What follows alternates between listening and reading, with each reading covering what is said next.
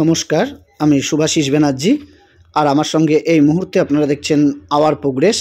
আজকে আমরা আলোচনা করব প্রতিবেশীর দ্বারা যদি হয়রানির শিকার হন তাহলে কি করবেন। প্রতিবেশীর দ্বারা হয়রানি বলতে গেলে এখানে বিভিন্ন রকম হয়রানি হয়। সেটা হলো আপনার সীমানা নিয়ে ঝামেলা, কিংবা আপনার দেখা গেল ওনারা আপনার বাড়ির সামনে এসে চিৎকার চেঁচামেচি করছে, কিংবা আপনার রাস্তার সামনে যানবাহন রেখে দিচ্ছে, বা আপনার পাঁচিলের কাছে একটা নর্দমা তৈরি করছে। এরকম বিভিন্ন উপায় হতে পারে, বা আরও কোনো কারণ থাকতে পারে। তো আপনি কিভাবে সেই ব্যবস্থাগুলো নেবেন সেই বিষয়ে আজকে আলোকপাত করব। প্রথমেই বলে রাখি, এটা একজনের প্রশ্ন, সেই প্রশ্নটা আপনাদেরকে বলি। আসলে আমার প্রতিবেশী বিভিন্ন উপায়ে উপদ্রব তৈরি করতে ব্যবহার করে। তিনি আমার সীমানা প্রাচীরের কাছে একটি নর্দমা তৈরি করেছিলেন, যার বিরুদ্ধে তাকে একটি আইনি নোটিশ দেওয়া হয়েছিল, কিন্তু আমি তার কাছ থেকে কোনো প্রতিক্রিয়া পাইনি। আবার গত 2018 সালের অক্টোবর মাসে তিনি আমার বাড়ি নির্মাণের সময় উপদ্রব বা ঝামেলা সৃষ্টি করেছিলেন, যার বিরুদ্ধে থানায় একটি অভিযোগ দায়ের করা হয়েছিল, যার পরে তার বিরুদ্ধে এসডিএম আদালতে সিআরপিসি 107 সেকশন বা ধারা বিচারাধীন রয়েছে। আবার সপ্তাহ দুয়েক আগে মাতাল অবস্থায় তারা আমার গেটের সামনে চেঁচামেচি করছিল, যার বিরুদ্ধে থানায় অভিযোগ দিয়েছি। তারা থানায় পিআর বন্ডে স্বাক্ষরও করেছিল। তারা সম্পূর্ণ নিরক্ষর, অসামাজিক উপাদান, যাদের বেশ কয়েকটি মামলার রেকর্ড রয়েছে। তাহলে এখানে বুঝতে পারছেন যে ইনি যে ব্যবস্থাগুলো নিয়েছিলেন এগুলো কিন্তু একবারে পুরো আইনসম্মতভাবে উনি নিয়েছেন। প্রথমে উনি কি করলেন আমরা যদি দেখি, তাহলে প্রথমে উনি কিন্তু একটি আইনি নোটিশ জারি করেছিলেন। এই আইনি নোটিশ যে কোনো অভিজ্ঞ আইনজীবীর মাধ্যমে আপনারা তাকে আইনি নোটিশ দিতে পারেন, অর্থাৎ তাকে বলতে পারেন। তবে আমরা সাজেস্ট করব আইনি নোটিশ দেওয়ার আগে আপোষ মীমাংসা করার চেষ্টা করুন, তাকে বুঝিয়ে বলার চেষ্টা করুন। তাতে যদি কাজ না হয়, তাতে যদি কথা না শোনে, আপোষ মীমাংসায় যদি কাজ না হয়, আপনার বলার পরও যদি কাজ না হয়, তাহলে আপনি আপনার এলাকার যারা বিশিষ্টজন রয়েছে, বা রাজনৈতিক যারা কর্মী রয়েছে, নেতা রয়েছে, বা যারা একটু প্রভাবশালী রয়েছে, তাদেরকে বলে দেখুন। তারাও যদি মীমাংসা না করতে পারে, কারণ মনে রাখবেন, আপনি এবং আপনার প্রতিবেশী যদি মীমাংসা করতে চান তাহলে তো খুবই ভালো, আর যদি দুজনের মধ্যে না হয় তাহলে তৃতীয় ব্যক্তি দ্বারা মীমাংসা করার চেষ্টা করবেন। আর তাতে যদি কাজ না হয় তখনই আইনি নোটিশ পাঠাবেন।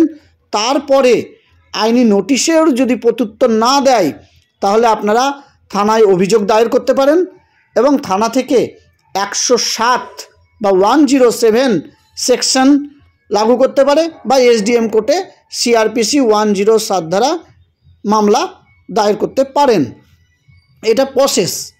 এইবার তারপরেও শুনছে না, তারপরে তাদেরকে কিন্তু থানা ডেকে নিয়ে যাবে, এবং তাদেরকে থানার যে পিআর বন্ড রয়েছে সেখানে স্বাক্ষর করে বেরিয়ে আসতে হবে। বলতে হবে যে ভবিষ্যতে আমরা আর এরকম অশান্তি করব না। এবার আসা যাক আমাদের যে আরও মূল আলোচনা রয়েছে, সেই আলোচনায় আমরা আসি।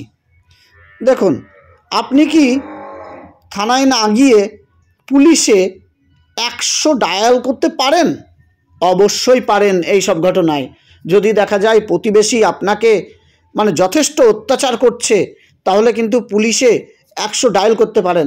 সেই অত্যাচার হতে পারে যে সে সাউন্ড বক্স জোরে বাজাচ্ছে, কিংবা দেখা গেল আপনার রাস্তার সামনে কোনো যানবাহন রেখে দিয়েছে, কিংবা জোরে জোরে চিৎকার চেঁচামেচি করে গালিগালাজ করছে, কিংবা দেখা গেল তার গাছের ডাল আপনার বাড়িতে চলে আসছে, বা তার গাছ আপনার বাড়ির দেখা গেল ক্ষতি করছে, এরকম হতে পারে। বা বাড়ির রঙগুলো ফিকে হয়ে যাচ্ছে ওনার গাছের জন্য, বা আপনি কোনো কিছু করতে পারছেন না। যাই হোক না কেন, প্রতিবেশীদের যে কোনো সমস্যার জন্য আপনি কিন্তু 100 নম্বর ডায়াল করতে পারেন। তবে মনে রাখবেন, এই 100 নম্বর ডায়াল করার ক্ষেত্রে যদি পুলিশ এসে দেখে যে একবার তুচ্ছ ঘটনা, তাহলে কিন্তু তারা কোনো রিয়াকশন দেবে না, বরঞ্চ আপনার কেই বলবে যে আপনি এই তুচ্ছ ঘটনায় কেন ফোন করলেন। তাই যথেষ্ট প্রমাণ ছাড়া কখনোই 100 ডায়াল করতে যাবেন না। আগে যথেষ্ট প্রমাণ হাতে রাখবেন বা যথেষ্ট মানে কোনো কিছু হলে তবে 100 ডায়াল করবেন। তবে উল্লেখিত স্থানে পুলিশ আসবে, তারা ঘটনাস্থলে এসে আপনাকে সমস্যা জিজ্ঞাসা করবে এবং তারা তাদের বিরুদ্ধে ব্যবস্থা নেবে। এবং যখন তারা ঘটনাস্থলে পৌঁছাবে তখন প্রতিবেশীদের দ্বারা হয়রানির প্রমাণ করার জন্য আপনার কাছে যথেষ্ট প্রমাণ থাকা উচিত। উপদ্রবের মাধ্যমে হয়রানি আপনি একটি মানে কোনো ফ্ল্যাটে থাকেন বা কোনো বাড়িতে থাকেন, সেখানেও হতে পারে। প্রতিবেশীর বাড়ি থেকে উচ্চস্বরে গানের শব্দ হচ্ছে, আপনি শুনতে পাচ্ছেন, আপনার সমস্যা হচ্ছে, আপনি যতক্ষণ সম্ভব সেই শব্দটাকে উপেক্ষা করার চেষ্টা করবেন। কিন্তু কখনো কখনো এই ধরনের শব্দ জীবনকে কঠিন করে তুলতে পারে। এখানে ভারতীয় দণ্ডবিধি বা আইপিসি সেকশন 268 বা 268 ধারা, তবে এখন এই আইপিসি নেই, এখন ভারতীয় ন্যায় সংহিতা চলে এসেছে, সেখানে বিভিন্ন ধারা রয়েছে। এই ধারায় কিন্তু বলা হয়েছে এই 268 ধারা উপদ্রবকে সংজ্ঞায়িত করে, যখন কোনো ব্যক্তি জনসাধারণের উপদ্রবের জন্য দোষী হন, যখন তিনি এমন কোনো কাজ করেন যা জনসাধারণের জন্য বা সাধারণভাবে যারা বাস করে বা আশেপাশে সম্পত্তি দখল করে তাদের জন্য এটা বিরক্তিকর। ভারতীয় দণ্ডবিধির 268 এই ধারায় বলা হয়েছে এই উপদ্রবের জন্য যারা দোষী তাদেরকে কিন্তু সাজা দেওয়ার কথা বলা আছে, তাদের এমনকি জেলও হতে পারে, এ কথাও বলা হয়েছে। তবে মনে রাখবেন এটা ম্যাজিস্ট্রেটের কাছে আদালতে আইপিসির 268 ধারার অধীনে আপনি আবেদন করতে পারেন। তাহলে আপনারা আমাদের এই আলোচনায় বুঝতে পারলেন যে সেকশন 107 এসডিএম কোর্ট আর আইপিসি সেকশনে আপনি যে কোনো আদালতে গিয়ে মামলা করতে পারেন 268 ধারায়, আর তার আগে 100 ডায়াল করে পুলিশকে ডাকতে পারেন, তার আগে আইনি নোটিশ পাঠাতে পারেন, তার আগে আপোষ মীমাংসা করতে পারেন। এগুলো আপনারা বুঝতে পারলেন। এছাড়াও 268 পরে আরেকটি আইপিসি ধারা রয়েছে, সেটা হলো 290।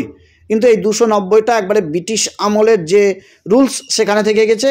সেখানে বলা হয়েছে মাত্র 200 টাকা মানে জরিমানা করা হবে, কিন্তু আদালত আরও অনেক কিছু করতে পারে, শুধু এই 200 টাকা জরিমানা নয়, আরও অনেক কিছু করতে পারে আইপিসি সেকশন 290-তে।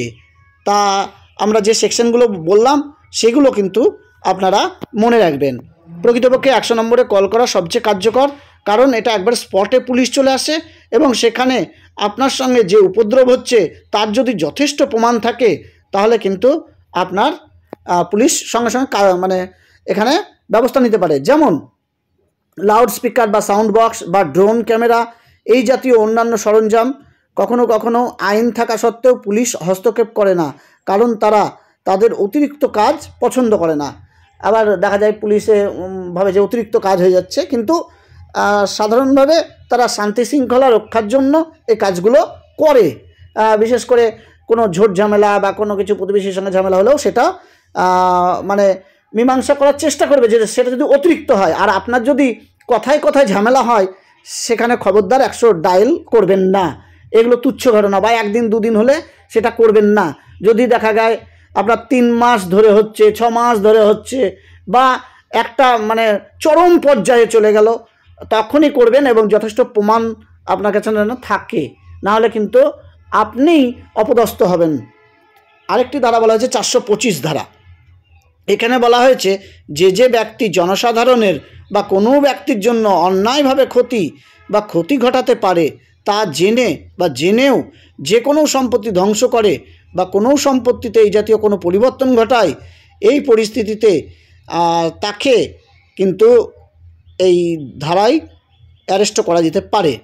আপনি দেওয়ানি আদালতেও ঘোষণা এবং বাধ্যতামূলক আদেশের জন্য মামলা করতে পারেন। সেগুলো সম্পত্তি দখলের ক্ষেত্রে দেওয়ানি আদালতে আপনি এটা মামলা করতে পারেন। প্রতিটি রাজ্যে একই রকম রাজ্য পুলিশ রয়েছে। এবার কি কি ব্যবস্থা নিতে পারে একটু বলে দিই। কিছু রাস্তার উপরে যদি কেউ অত্যাচার করে, কোনো স্থানীয় এলাকায় যেখানে সরকার সময়ে সময়ে সরকারি গ্যাজেট এখানে প্রকাশ করতে পারে, বৈধ অজুহাত ছাড়াই কোনো রাস্তায় কোনো যানবাহন কেউ চালাচ্ছে, দাঁড়িয়ে থাকছে, কোনো রাস্তায় কাউকে ধাক্কা মারছে, কোনো গাড়ি ছাড়া পর্যাপ্ত আলো নেই, এগুলো হতে পারে। তারপরে আরও অনেক কারণ আছে, শুধু এই দু একটা কারণ নয় যে আপনার প্রতিবেশীর সঙ্গে ঝামেলার। এখানে যেমন রাত 10টা থেকে সকাল 6টার মধ্যে যে কোনো সময় যে কোনো বাদ্যযন্ত্র, অন্যান্য শব্দ বা একটি মেগাফোন, লাউডস্পিকারকে প্রসারিত করা যায় না, এটা মনে রাখতে হবে।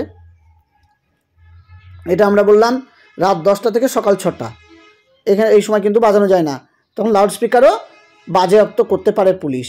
তবে যাই হোক, আজকের আলোচনা যেটুকু আপনাদেরকে বললাম তার যে যদি মর্মার্থ আমরা বলি, তাহলে প্রথমে আপোষ মীমাংসার চেষ্টা করবেন আপনি এবং আপনার প্রতিবেশী। তাতে কাজ না হলে তৃতীয় পক্ষ দ্বারা আপোষ মীমাংসার চেষ্টা করবেন। তাতেও যদি কাজ না হয় তাহলে আপনারা সেক্ষেত্রে আইনি নোটিশ একটা পাঠাতে পারেন অভিজ্ঞ আইনজীবীর মাধ্যমে। তাতেও যদি কাজ না হয় তাহলে পুলিশে আপনারা অভিযোগ দায়ের করতে পারেন, সেটা থানায় গিয়ে হোক বা 100 ডায়াল করে হোক। তবে 100 ডায়াল করার ক্ষেত্রে মনে রাখবেন যথেষ্ট প্রমাণ যেন আপনার হাতে থাকে, মানে তুচ্ছ ঘটনায় কখনোই 100 ডায়াল করবেন না। তারপরে সেকশন 268 রয়েছে, সেকশন 268 পর সেকশন 290 রয়েছে, তার আগে সেকশন 107 SDM কোর্টে রয়েছে। যাই হোক, এগুলো মুখে বলা খুবই সহজ, বা এগুলো বলা খুবই সহজ, তবে মনে রাখবেন এগুলো মুখে বললেও যারা বাস্তবে থাকে তারা এই প্রবলেমটা ফেস করে। আর আইনি পরামর্শের জন্য প্রতিটি জেলায় লিগ্যাল সেল আছে, জেলার যে জেলা আদালত রয়েছে সেখানে আপনারা বিনা মানে যাদের পয়সা নেই বা টাকা পয়সা নেই তারা কিন্তু বিনা টাকা পয়সায়ও সাহায্য পায়, সেখানে আপনারা আলোচনা করতে পারেন। জেলা আদালতে আপনার লিগ্যাল সেল রয়েছে। ধন্যবাদ ভিডিওটি দেখার জন্য। আমি শুভাশিস ব্যানার্জি আজকের মতো বিদায় নিচ্ছি, আবার পরবর্তী ভিডিওতে খুব শীঘ্রই দেখা হবে।